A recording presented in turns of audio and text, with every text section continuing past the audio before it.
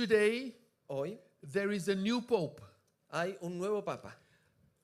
In 1965, En 1965, at the Second Vatican Council, en el Concilio Vaticano II, the Pope back then,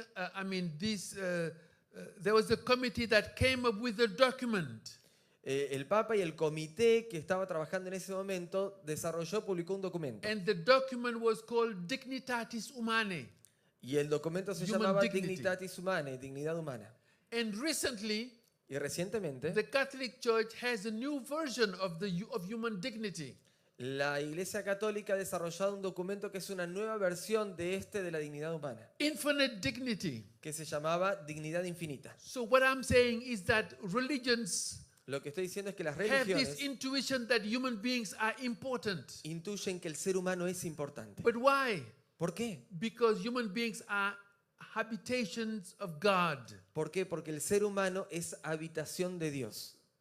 So there is a consensus in that. Así que hay cierto consenso en esto. So I hope that from today on, Así que espero que de hoy en adelante, when you see a person, cuando veas a una persona, remember that person is sacred.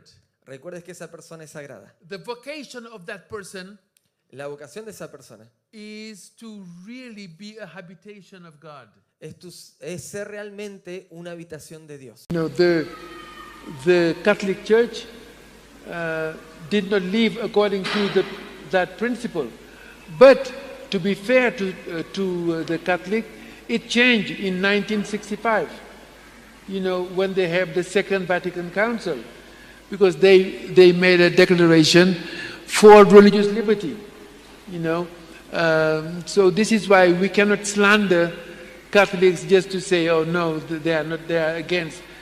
Yeah, historically, because of the Inquisition and so forth, it was terrible, and the Catholics were not a model. But that changed in 1965 with the document Dignitatis Humanae, for example.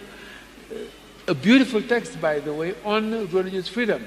So in other words, Adventists have to be educated also in what is happening in the world, so that we will not slander people, you know, not knowing their contribution. But yes, so the Second Vatican Council was held between 1962 and 1965. This was the 21st Ecumenical Council of the Roman Catholic Church, announced by Pope John the 23rd on January 25th, 1959. What was their aim? Their aim, as we read here, as a means of spiritual renewal for the Church and as an occasion for Christians separated from Rome to join in search for Christian unity. So we are seeing just from the opening remarks that this Vatican II Council, its aim was to bring back all the churches that had protested against the sins of Rome. So their aim was to bring everyone on board.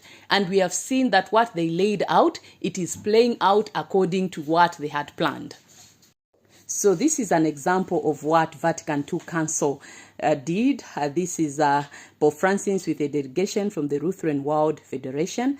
This is a church that they are descendants of Martin Luther, who protested against Rome. But today, they are dining and shaking hands and having meetings with the papacy or with